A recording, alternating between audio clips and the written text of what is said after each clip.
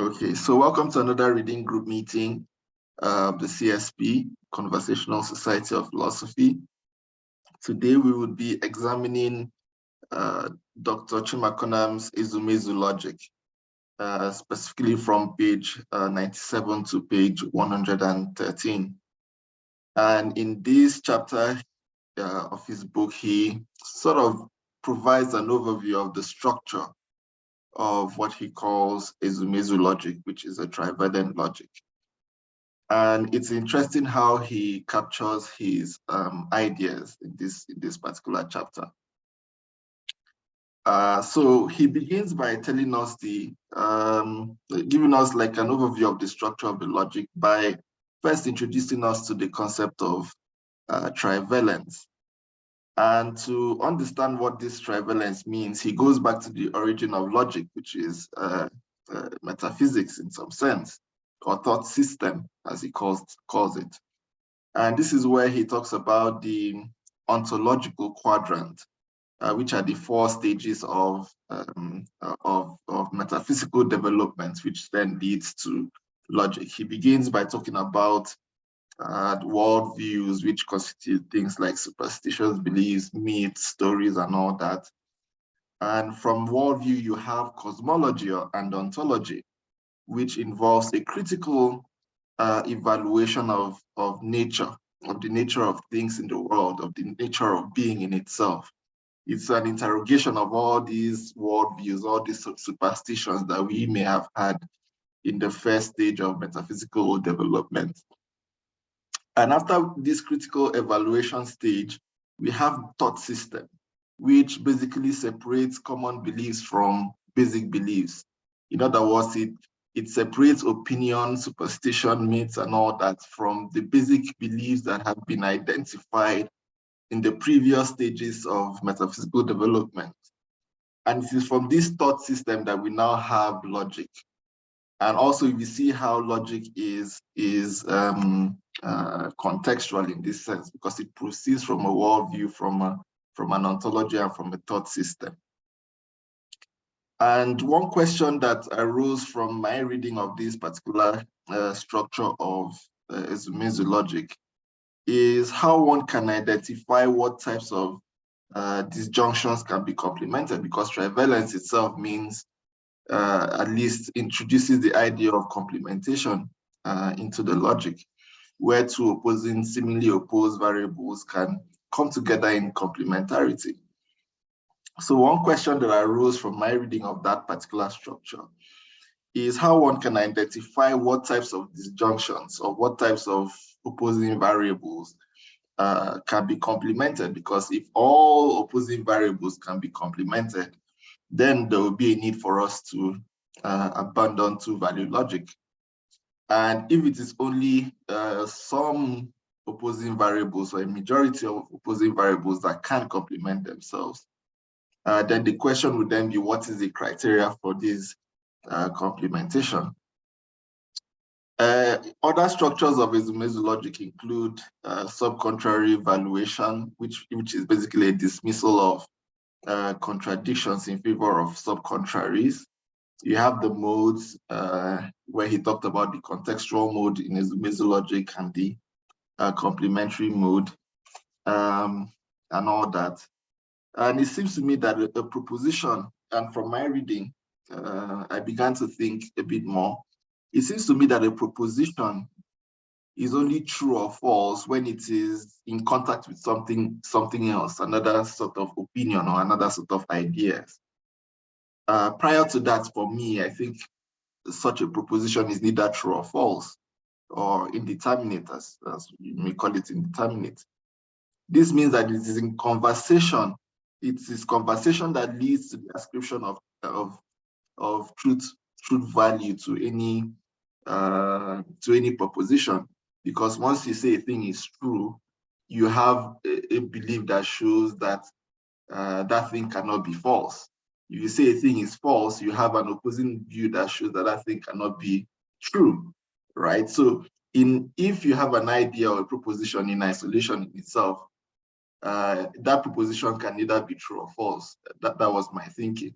And so before you can begin to talk about the truth value of a particular proposition, that proposition must be in conversation with another proposition. And of course, that would is similar to what the author says in his capturing of the 3 supplementary rules of thought, where he talked about the ononaitity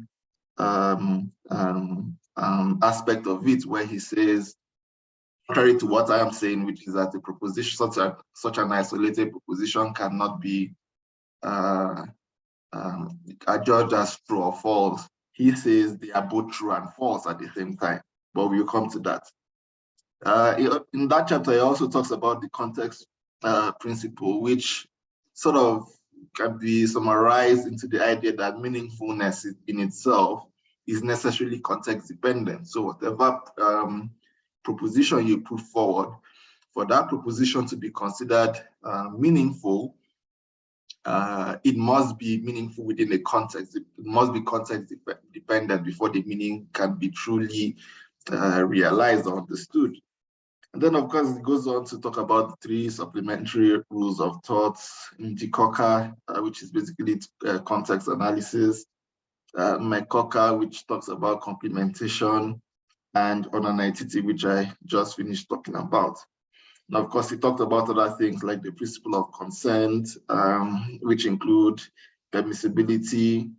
Permissibility itself indicates context again. And then the Ohakarasi principle, which is basically the idea that truth at the center accounts for truths at the periphery. And this is another point, another question I wanted to ask the author, because he says that what distinguishes Western logic from at least one thing that distinguishes Western logic from African logic is this Ohakarasi principle, as opposed to composition in logic, right? Which is basically the idea, or similar to the idea, that it is a part of a proposition. It is a periphery, to use Chuma Konam's words, that contribute to truth at the center. And curiously enough, the author also mentions that this is similar to Arumaruka, the idea of Arumaruka.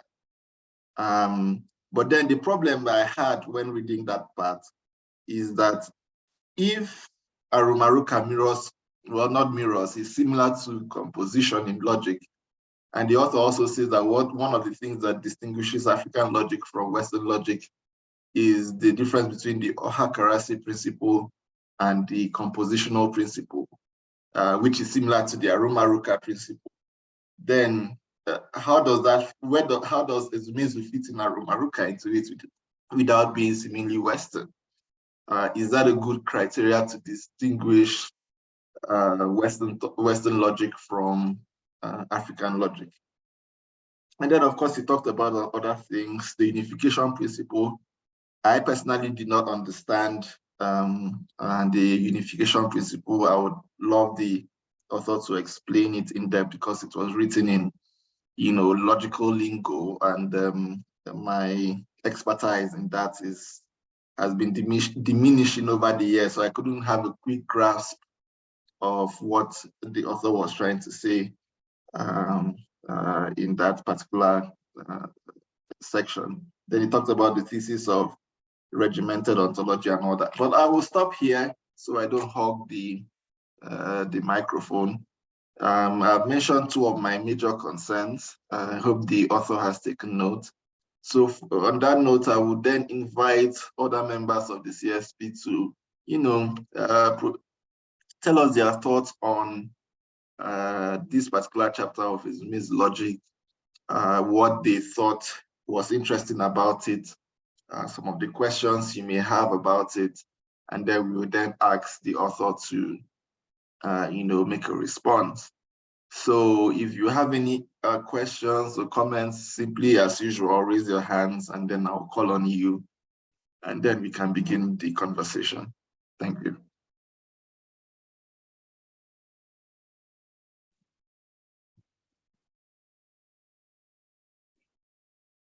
So who wants to go first? Yes, Dr. Umezurike.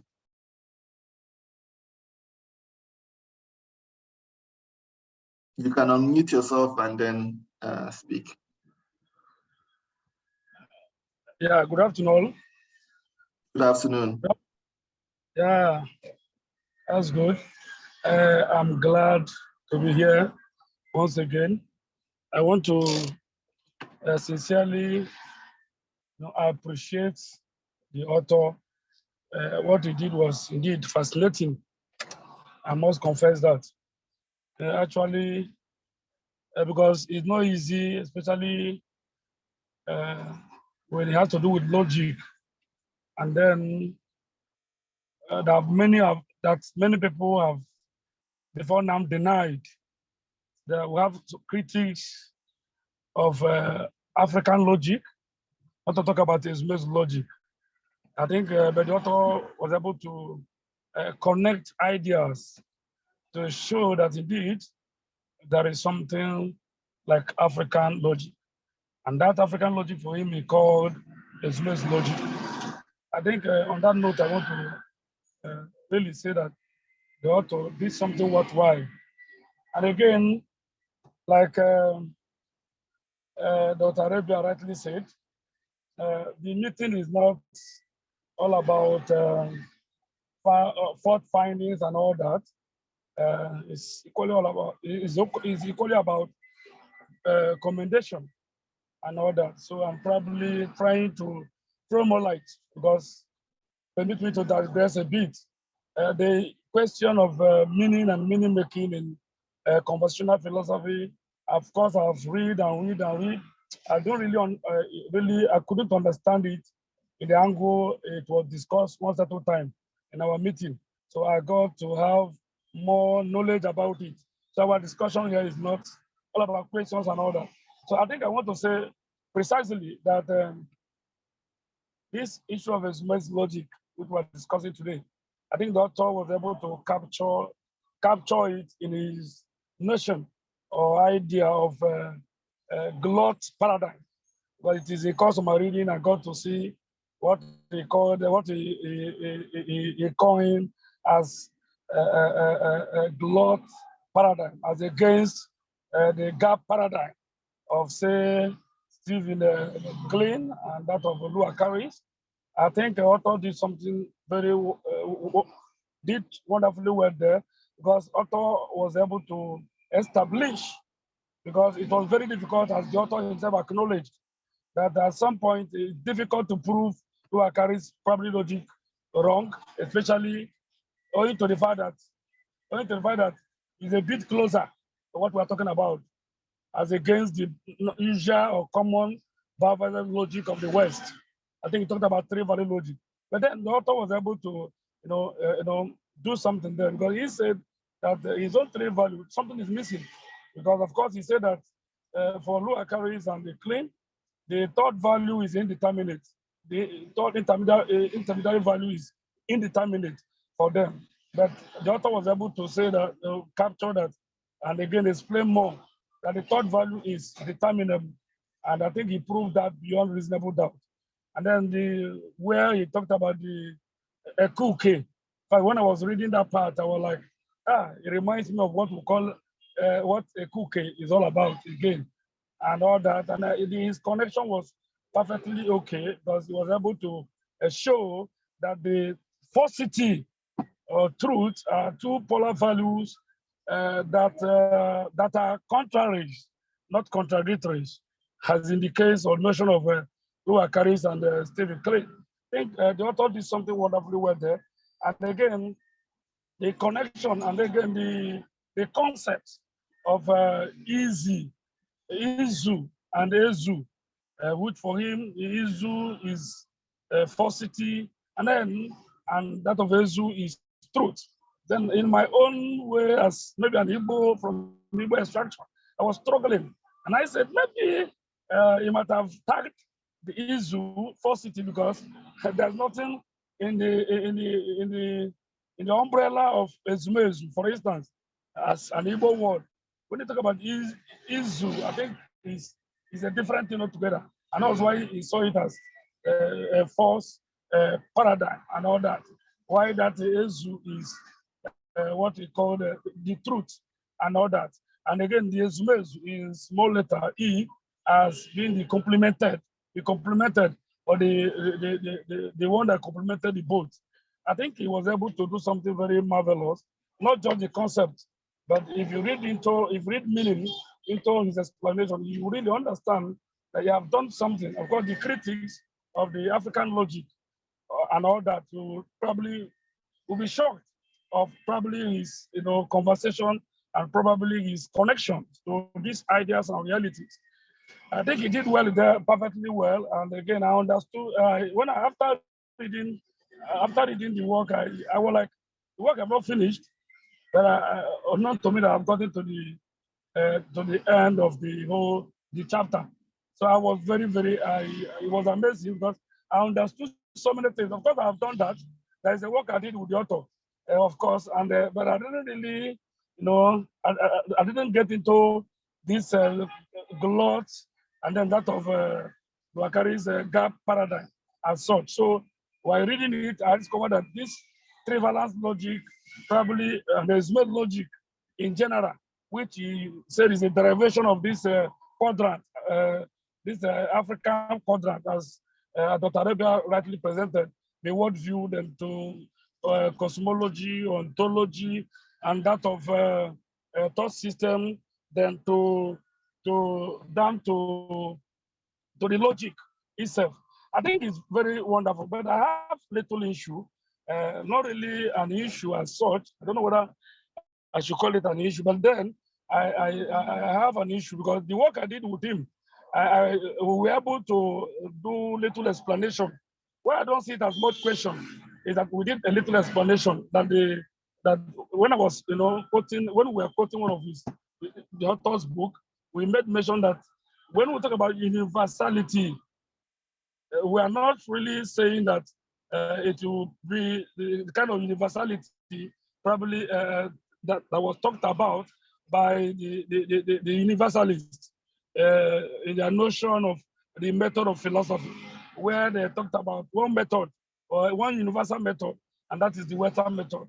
That when they talk about this universality or universal, when we say that it is the universal applicability of the logic we're talking about, or the method we're talking about, that we're not, we don't, that we don't mean that the same method ought to be used here and outside here. That the author is rather saying that the method can be used here and equally can be used elsewhere, but it's not really bringing it as a sacrosanct method that could be used everywhere, as in the case of the universalist idea of the method of philosophy. But the problem I have is this universal applicability of Ezumezu logic, as the author coined it in when he was doing his abstract. I think I wanted him to have delved into it again and then talked about trying to explain more of what it means when we say that something is universal or the universality of a reality.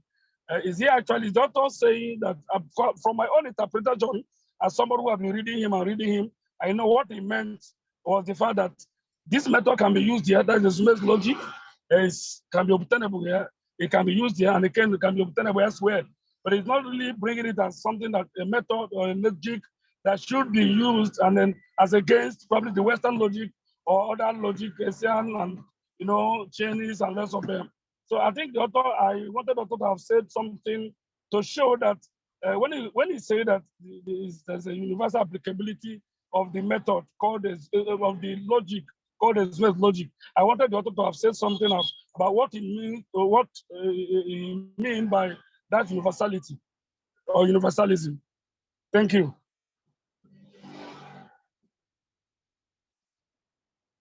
Thank you. Thank you very much, Dr. Umezurike.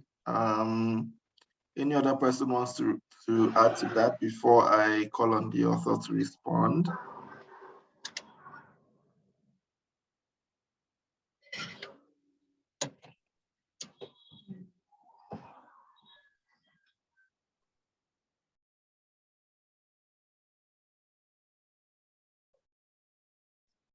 Okay, Dr. Maduka.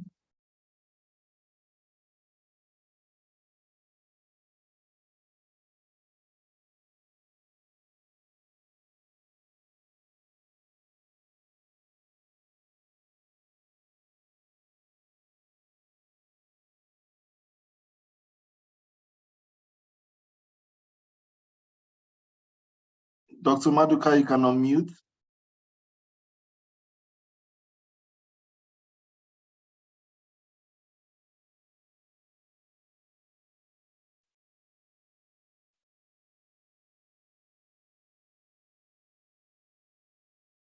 Well, if Dr. Maduka is having difficulties, I would like to call on the author to at least respond to these first two comments that have already been brought forward to his attention to deal with some of the questions and some of the issues that have been asked.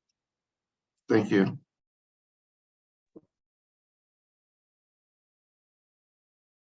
Okay. Thank you, the moderator.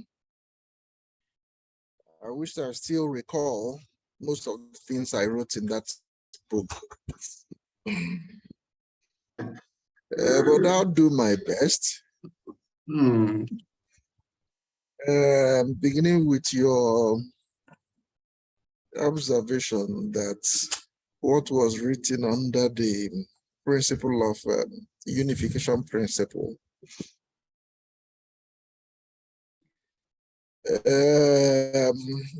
Let me look for an explanation or an example.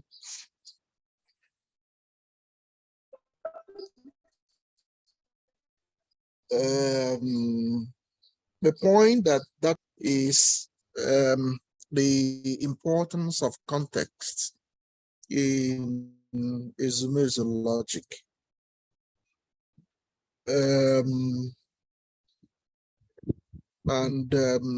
Essentially, the principle says that the proof for two variables that share certain properties in common, the proof of one, could become the proof of the other. And the ready example would be something like the moderator, Arabia is a human being.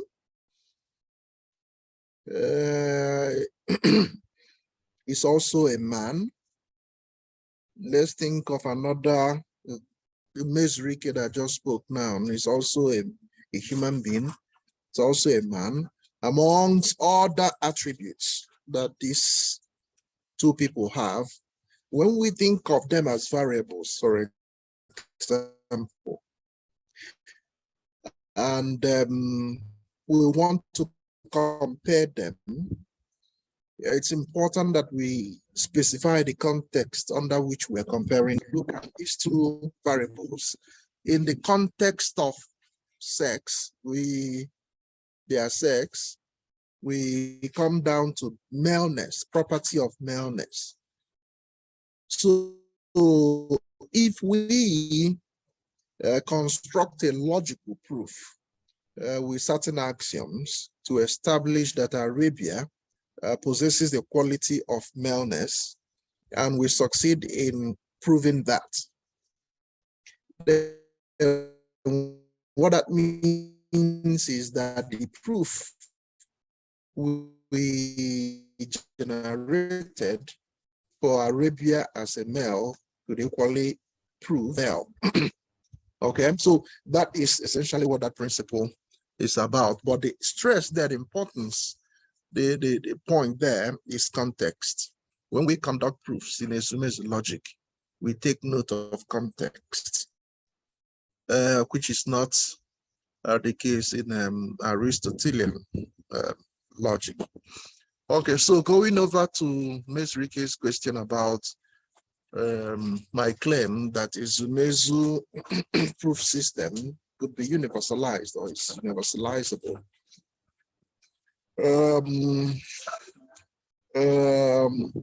Despite the importance or the important position of context, is pretty straightforward.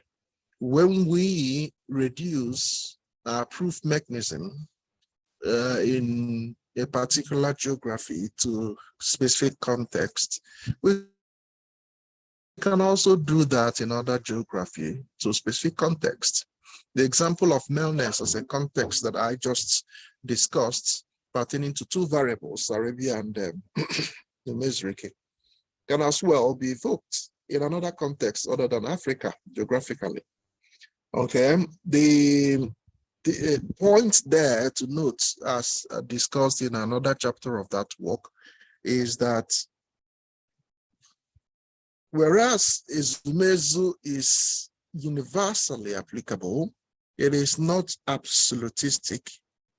And whereas it is relative in the sense that it allocates an important place to context, it is not a relativism, it is a relativity. Because the context analysis involved is not one that blocks all routes to the universal. No, it is one that tries to understand and appreciate the value, meaning, or nature of things in their particularity. So it is not a universalism that is culture bound or culture sensitive, no, culture bound or culture limited. It is a particularity, a relativity that takes cognizance of the importance of paying closer attention in studying every reality by reducing it to a specific context.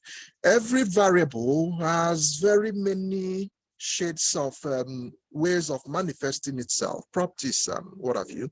So if you wish to study each, you have to and get a clear vision of what you are doing. As Ezumezu says, by this emphasis on context principle, that study is reduced to a specific context to be able to understand that reality. So on the whole, it is a relativity, not a relativism, and it is universal, universally applicable, but not absolutistic, because the moment you are going to the other angle of reducing something, a variable or your study to particular context, you are building a wall or taking a departure from other forms of interpretation and manifestation of that reality. And in that sense, there is some elements of limitation being established or left behind. So it is not absolutistic, as I believe that no system of logic and no theory, as a matter of fact, is absolutistic.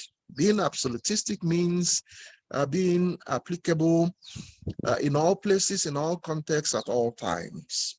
I believe that there is no such theory, there is no such logic. Otherwise, it would be, even though this thing muted in the sciences by this British physicist, what was his name again, passed on not so long ago, the one that was dead, what's that his name? Wrote a book about the theory of all things and all kinds of things.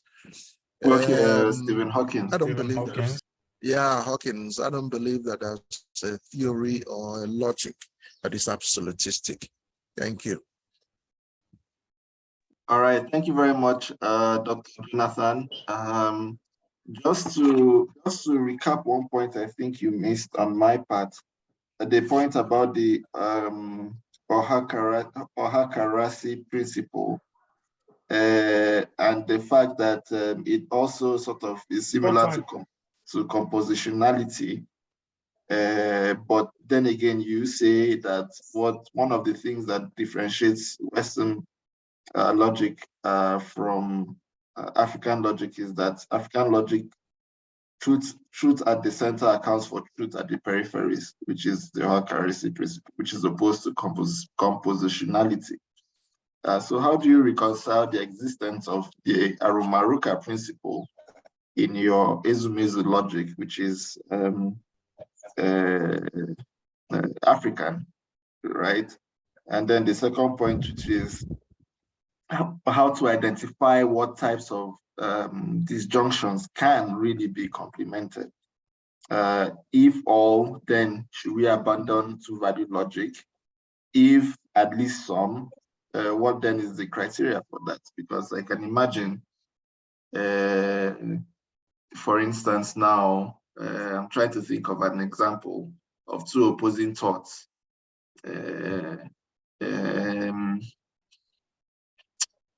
The idea, okay, so for instance, the idea that if I should log off from Zoom now, I would not be able to participate in this meeting. The opposing view would be that even if I log off, I would be able to participate in this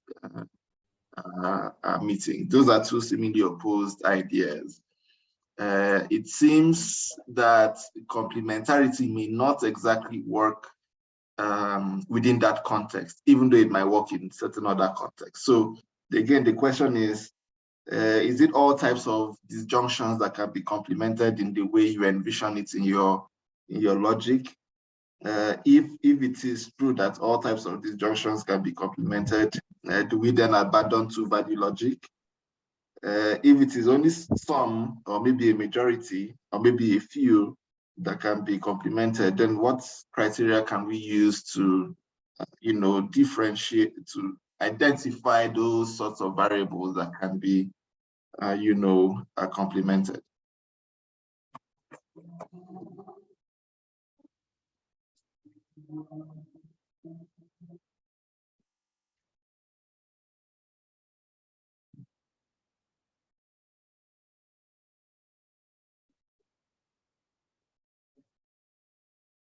Okay, Dr. Jonathan, are you there?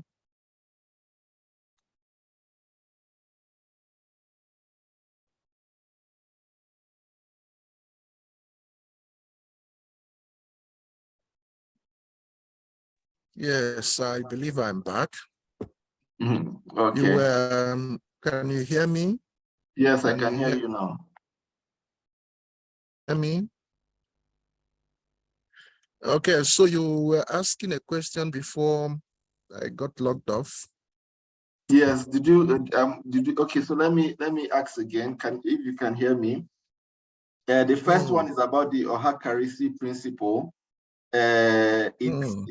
It's opposition or its contrast with compositionality, which you say is what differentiates Ezumezu logic from Western logic, or African logic from Western logic.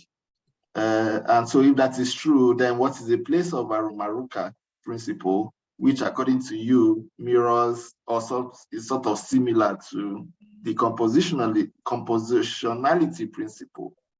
That's the first point. The second point is about complementation in your logic. But the question is it all types of disjuncts, that can be complemented?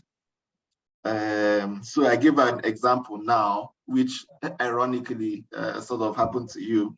So if I log off from this meeting now, the idea is that I will not be able to participate in it. That is one position. And the opposing position is that if I do log off, I will still be able to participate in the meeting, right? These are two seemingly opposed propositions, but it seems that complementing those two propositions would be difficult at the very least, if at all possible. So then the question is it all types of disjuncts or seemingly opposed ideas that can be complemented? If all, then do we abandon two-value logic? If it is some, or maybe a few, or maybe most opposed variables that can be complemented, then what criteria do we use to identify what types of variables or opposing variables can be complemented within the context of your logic? Okay, thank you very much. It's important for us to understand the background to this idea of complementation. the logic itself. The system was built coming from the thought system, worldview thought system, metaphysical, whatever, logic, then to the theories blossoming. It's a tree, really.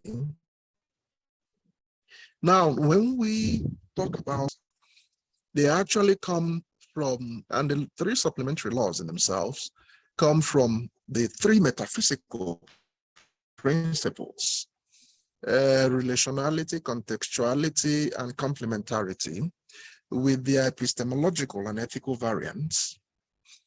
And these principles actually come from the worldview analysis, metaphysical, ontological understanding of the notion of relationship, which I said in many places is central to the African philosophical inquiry.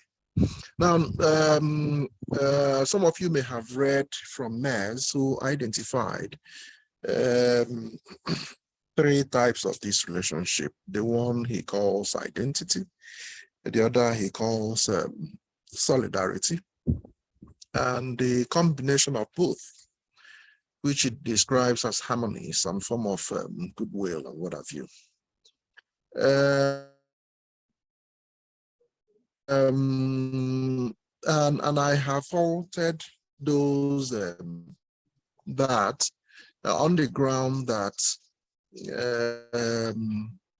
he misses a point in thinking that can be extracted from the African worldview and applied. It's not how the world works. People conflict, even friends, even family members and loved ones go into conflict, and out of conflict, relationship is something that happens between and among variables, and it's not always smooth as he presented it. That is of difference, relationship of creative struggle. Coming from this relationship of difference, you understand what it accounts for my idea of context, positive context, and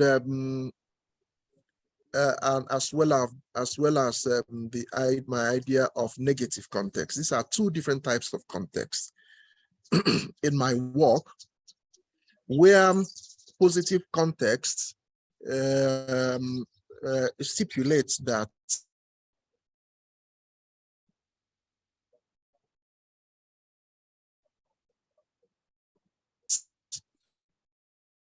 two elements, two variables may be opposed to each other, each of them representing different contexts. Opposed context, it might be a positive context in the sense that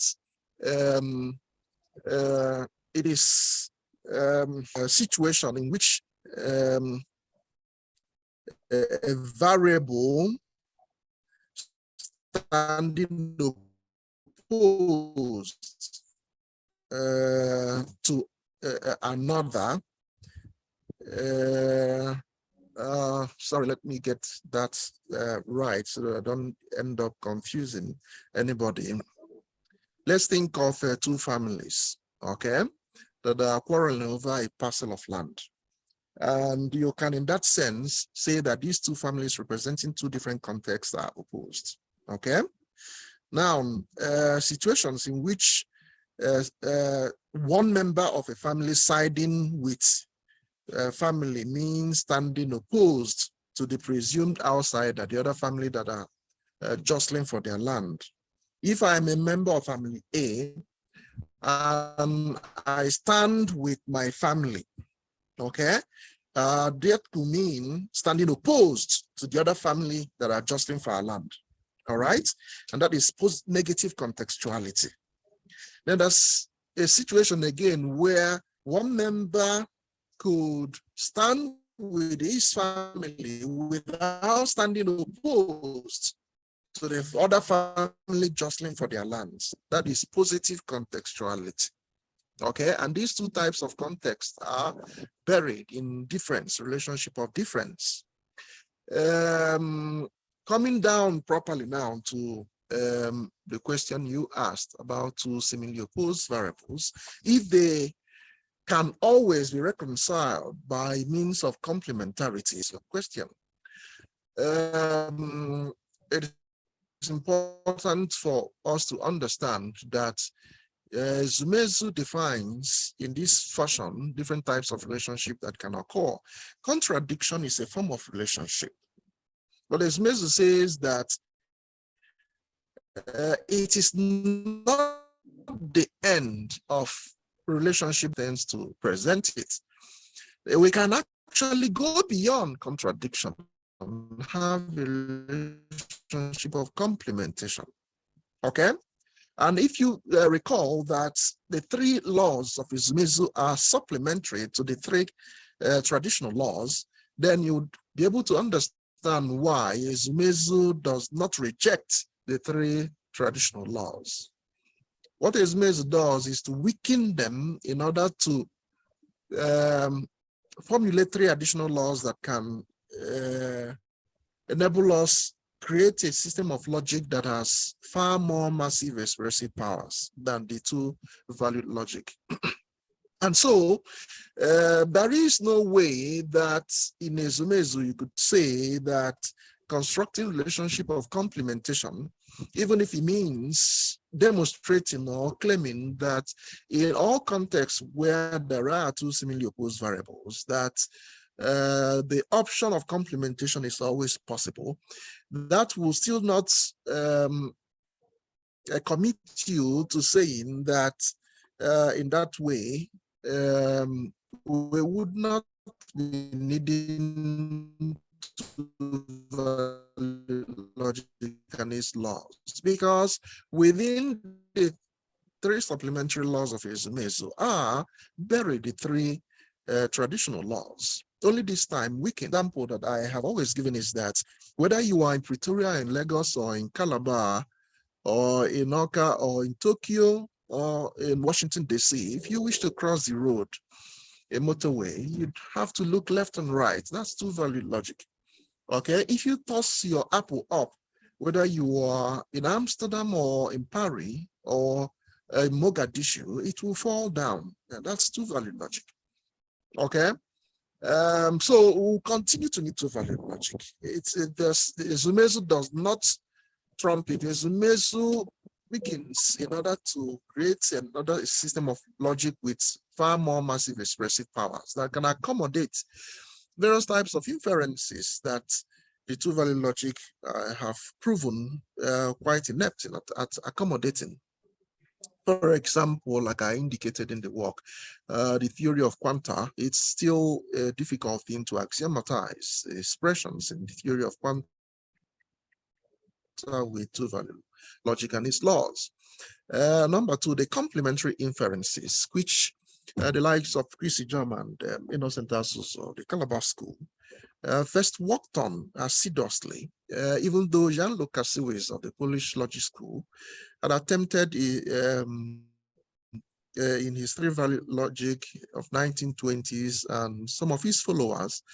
And the relevant logicians from Australia like Graham Priest have developed their theory of dialecticism, in which they literally expressed the possibility of two seemingly propositions holding at the same time. These are various ways of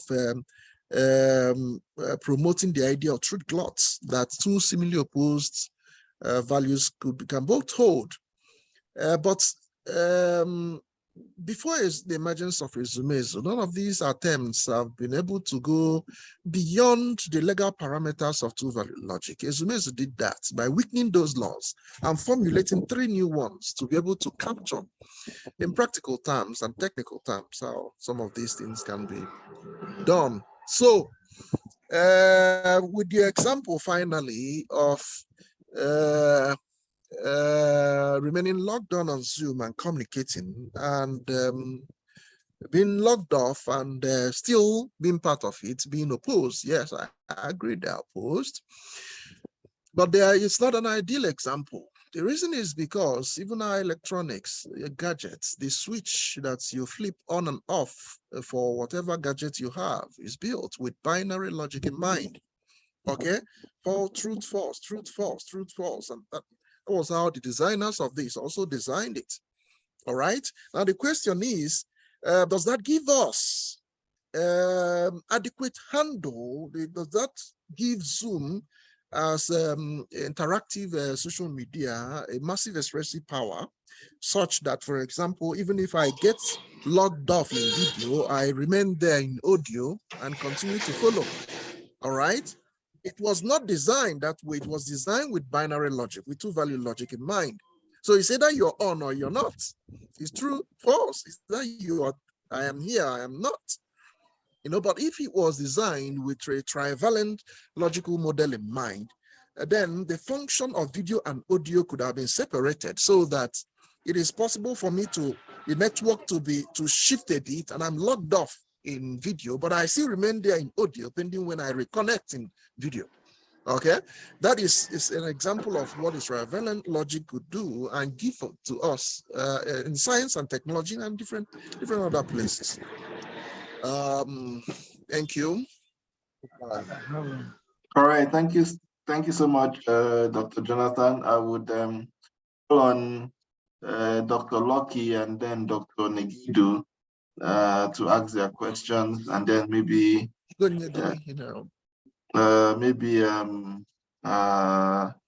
Maduka, who has been trying to come on, but let's start with Dr. Lucky first.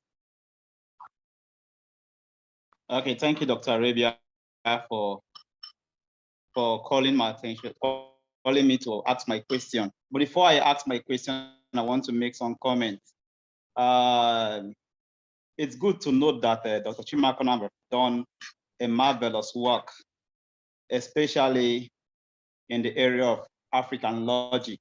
And in particular, he's a brand of African logic called Ezumezu.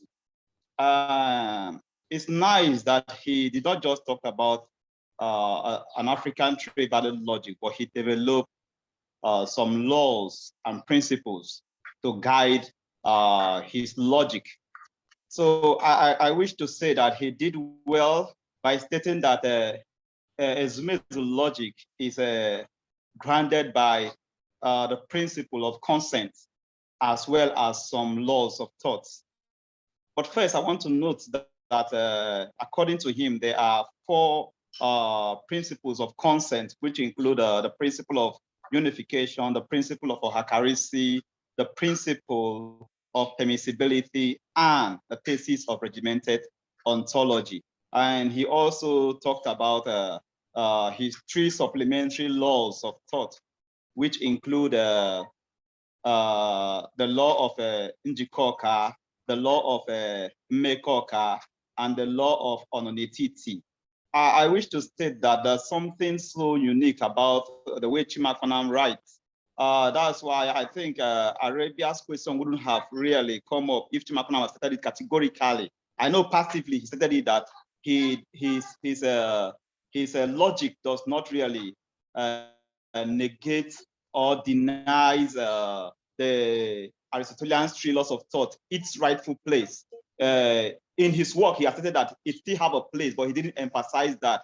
So if you read him in between the line, you come to realize that for Chimakonam, it is not just the 3 laws of thought he has developed that underguides his logic. No, there are 6 laws of thought, which include the law of identity, the law of contradiction, the law of excluded middle, then the law of Njikoka, the law of Mmekoka, and the law of Ononetiti. So that makes it 6 laws of thought.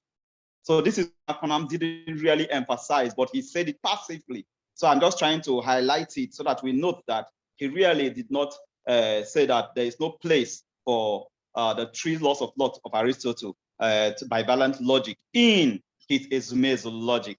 So with that said, I want to say that even though Chimakuna is talking about trivalent logic, he really showed that there is what we call the trivalent valuation of this logic.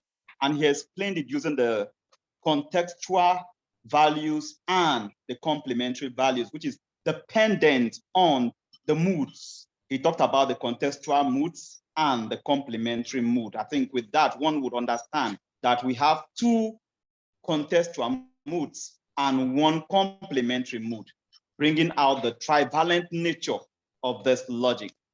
But my problem comes with his argument on the development of his logic, and especially when it comes to the three principles, it is three supplementary laws of thought. First, I have problem with his use of the word supplementary, and in the way he argued out the idea of supplementary laws of thought in relation to the three laws of thought of bivalent logic. And what's my problem with that? The problem is that for him to say supplementary means additional. I accept in a way that it's an additional law. There are additional laws of thought to the already established logic, which he calls the classical logic, and which other scholars have also called it classical logic. And then the classical principles, the principle of identity, the principle of contradiction, the principle of excluded middle. But for you to say that they are the standard, they are classical, they are the standard, and these other ones are just supplementary, and you're saying that you derive these supplementary laws by relaxing or weakening the existing three laws of thought, are you not in a way saying that without these three laws of thought, it would have been impossible to develop your supplementary laws of thought? So are you not in the other way trying to say that without the Aristotelian bivalent logic, there could have been no Ezumezu logic? So a follow-up question to that would be that, are you saying that really your ontological quadrant on which you built Ezumezu logic does not really come to play as the background to your Ezumezu? That is that your Ezumezu logic is African culture inspired. If you're saying it's, if you agree that it's African culture inspired, then why will you say that you came into developing the laws of thought, the three laws of thought, which are supplementary, from relaxing the Aristotelian and the laws of thought that undergird Aristotelian bivalent logic? So I want you to really explain. Are you not really contradicting yourself? Are you not saying that? Are you not saying that we cannot talk about Ezumezu logic without Aristotle's logic? But we should know that logic is developed from understanding reality, from studying reality, which you have shown in your work. And also, when you study nature, you study reality, you derive principles and laws. For you to say you relax this means without this law, these laws of thought, without Aristotle's bivalent logic, there could have been no Ezumezu logic. Please clarify this. Thank you. Thank you very much. Our author says he needs to leave in about what would now be 25 minutes or 20 minutes. So what I'll do is I'll just ask Dr. Negedu, Dr. Maduka, if you can speak, and then I'll read the comments session. You can ask your questions very quickly so that the author can just round up all the questions and try to answer them as much as he can within the time he has left. So Dr. Negedu, in about... can I briefly, I promise to be brief, respond to Ubunaya's question, because I didn't write it down, so I don't forget. Okay. Thank you. Thank you. Okay, so yes,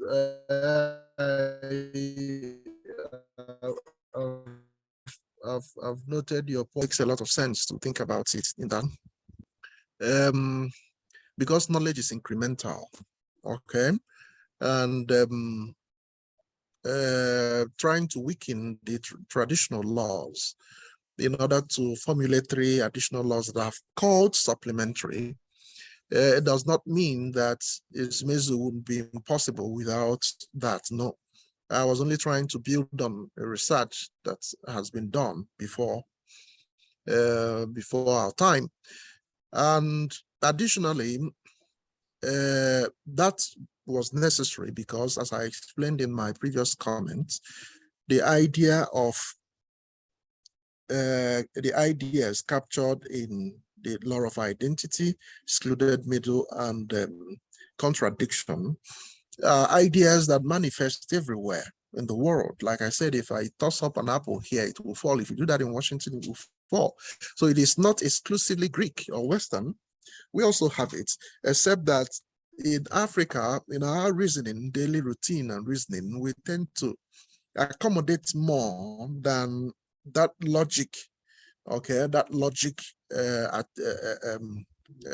indicated. So that means that en route to working out a trivalent system of logic, we are only trying to capture all forms of inferences that we have in this part of the world and elsewhere. So Ezumezu would have still been possible without bivalent logic. But since bivalent logic has been formulated before Ezumezu, it's only in keeping with the best academic practices in the world to build on what was existing before.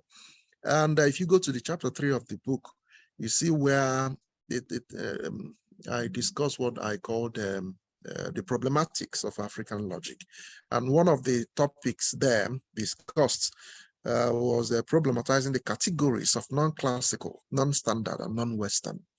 Okay, if you read the book, you will not see where I describe bivalent logic as classical. Okay, because I believe that the categories, well, it was both Victor and Onyebuchieze that drew my attention to this in their separate engagements with me.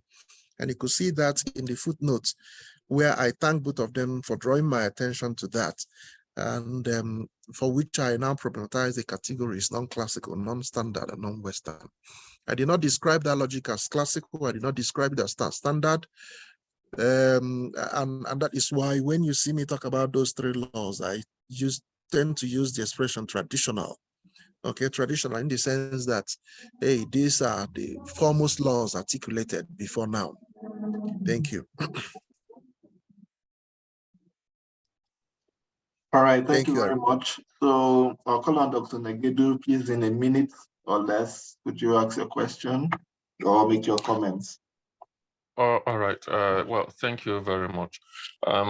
Let me go straight to my concern. Let me leave, of course, there are several interesting things I've noted in the book, but for the sake of time, now I want to go back to the issue raised by Dr. Mezurike about what is universalized and what is universalizable.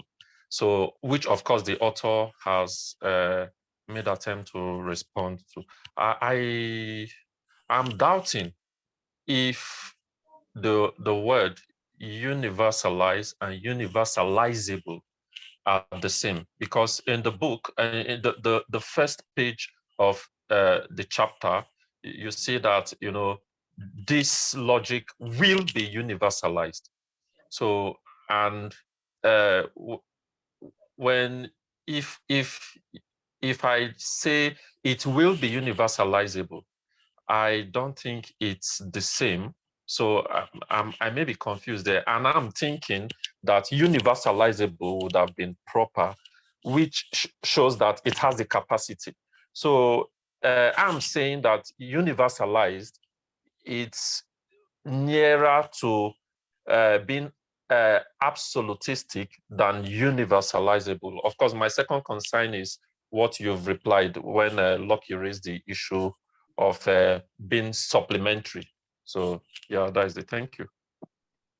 All right, thank you very much, Dr. Negedu. I saw, okay, let me just read out Osita's comment, questions. He said, if Ezumezu is a logical framework that can be used to explain and analyze African worldview, can it be applicable in other worldviews? So that's Osita's question. I saw Nelson's hand up. If he's ready in less than a minute, please ask your question.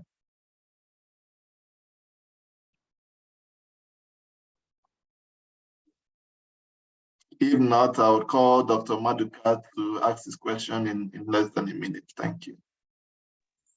Yes, Arabia, thank you very much. I wasn't able to come up last time because of the audio problem. Please let me just go straight to my question. I have just two questions. Because of the time, let me leave the encomiums. I would have loved to pour on the book and the author. I've reviewed that work before, so I don't have much issue, but I have two questions I want to raise. Number one is, would it be correct for say that trivalent and bivalent logic work hand in hand in Ezumezu logical system?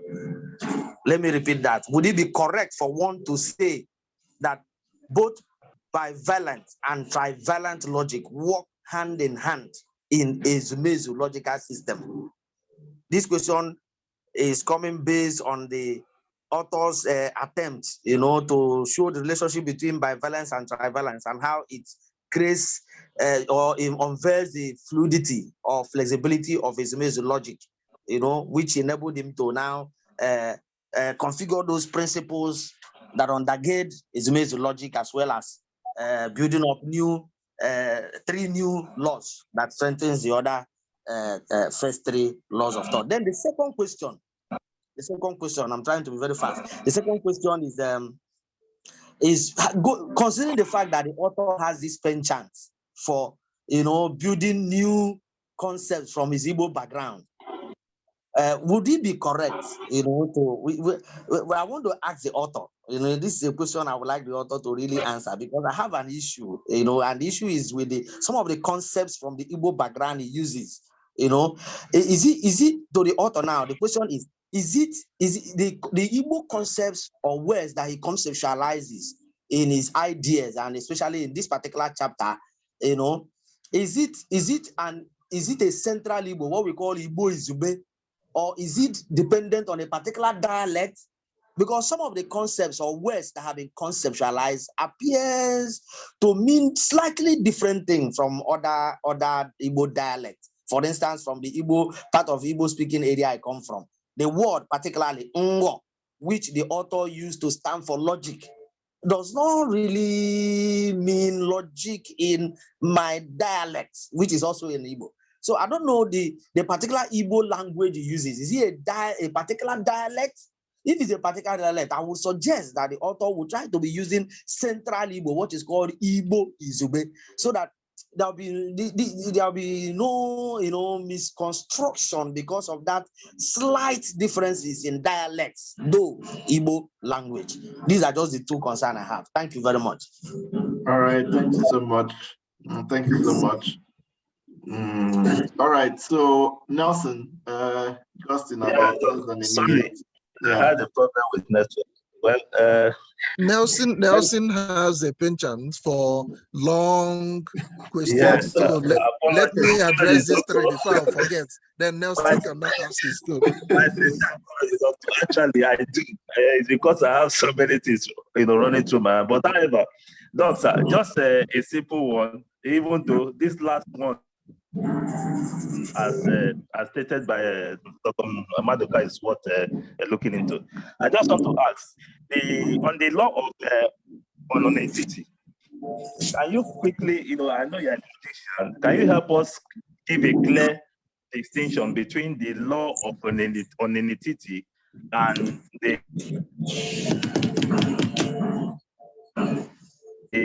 the law of non?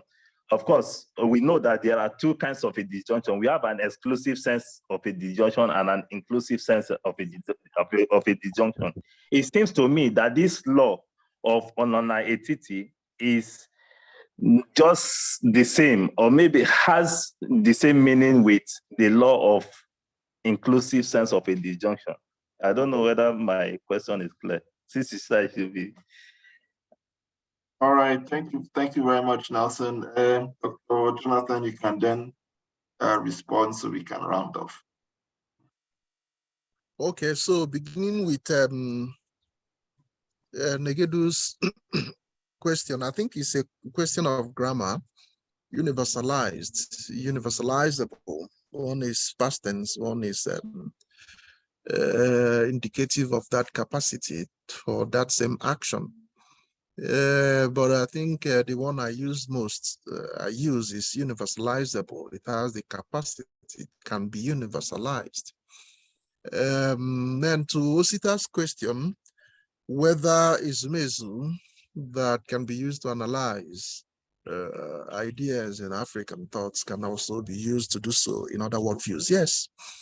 And the question is just like the worldview ideas that were articulated into the laws of contradiction and excluded middle by Aristotle. Those ideas, you can find them in Africa as other places. That is why Ezumezu does not reject those laws. Similarly, the other ideas accommodated in Ezumezu, like the complementary inference, can also be found elsewhere in the world.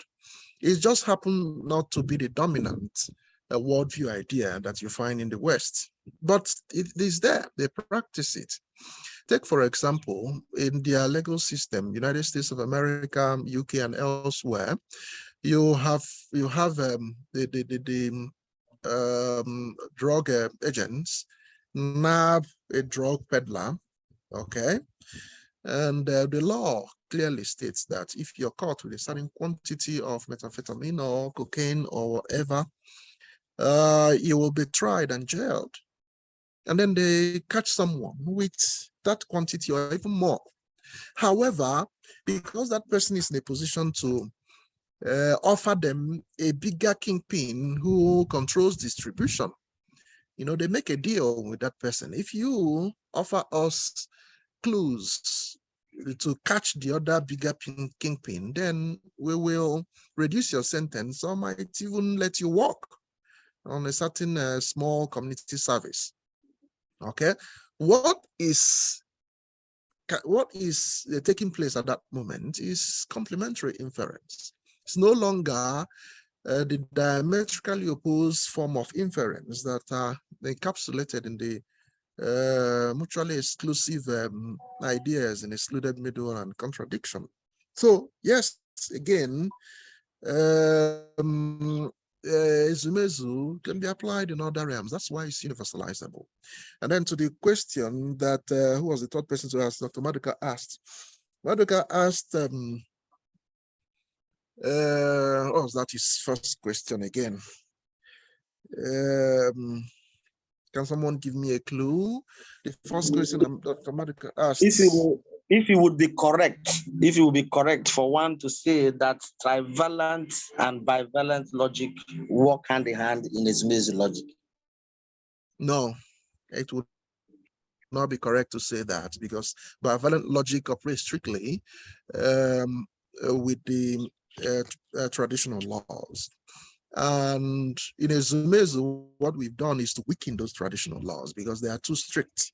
They are too strict in the sense that they begin to make incursions into other and bar other forms of inferences that are regular, that we understand to be perfectly the way humans and the world works. That is why we weaken those laws. And the moment we weaken those laws, it's no longer bivalent logic. Okay, it is no longer bivalent logic. The laws have been weakened in order to be part of a new structure called trivalent system. So yes, there are certain things that in Ezumezu logic that you could look at and say, yeah, they have their genealogy in bivalent system, its laws, but it would be wrong to say that bivalent system and trivalent system work hand in hand. These are two different logics operating with different laws that have different temperaments altogether. Even though Ezumezu concedes that determinism and form of bivalence are, in some sense, part of daily routine and life. The way that Ezumezu has gone around formulating those three laws really takes it apart from the structure of bivalent logic in its strict sense.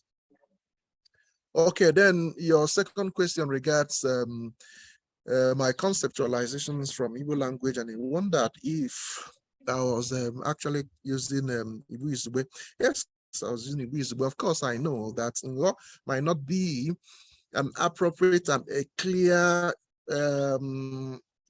linguistic translation of logic. Okay, but I looked at the way the people use the word Ngo, even though it tends to have this negative connotation in Igbo, which is where you're going to. If you say that somebody na tongue or somebody, exactly. It tends as if that person is a dishonest human being that has to be avoided and all that. But Exactly.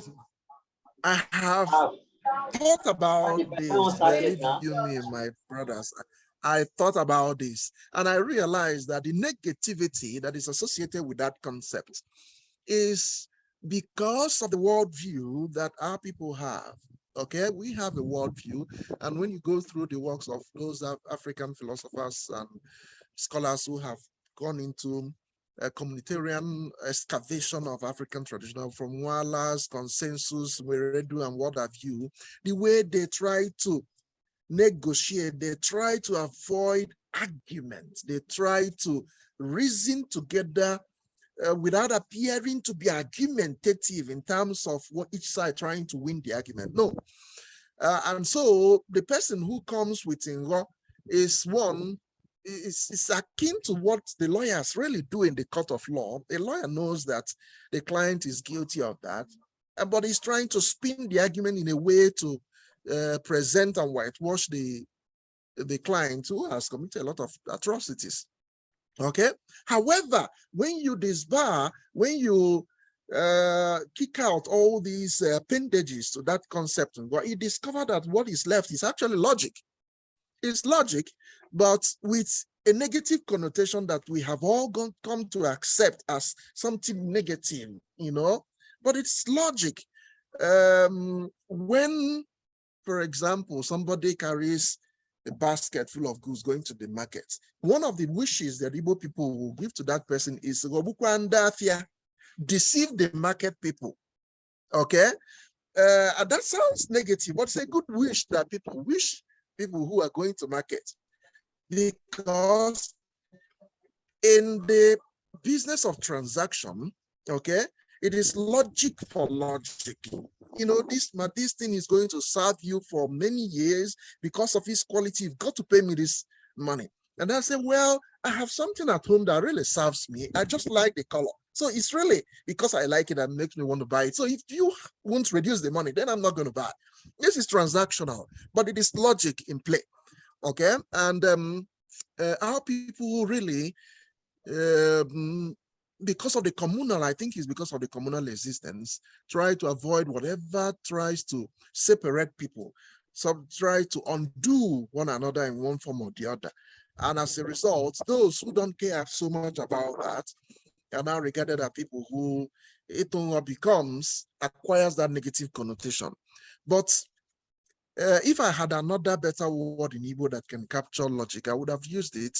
I thought I considered many, I didn't, and that remains the closest, and that was why I used it. It's not because it means something different from where I come from. It's still the same meaning. I'm aware of that negative connotation, but I think it was a question of a cultural habit, not necessarily because the idea it represents is negative in that sense. Thank you. Thank you very much, Dr. Jonathan. Thank you very much. I'm sure you need to leave now, so I'll just round up these discussions. Thank you very much. I see Nelson posted a question in the comments. Perhaps you can revisit that question in our group stock chats, and then the discussion can continue there. But let us let Dr. Jonathan go. So thank you everyone for being here, for being part of this meeting. We hope to see you in the next meeting. I would also, as usual, send what we are going to read, and then also the dates when we will have our next meeting. So thank you very much, everyone, for being here. And see you. Thank you. Later. Thank you. Thank you. Bye. Bye. Thank you.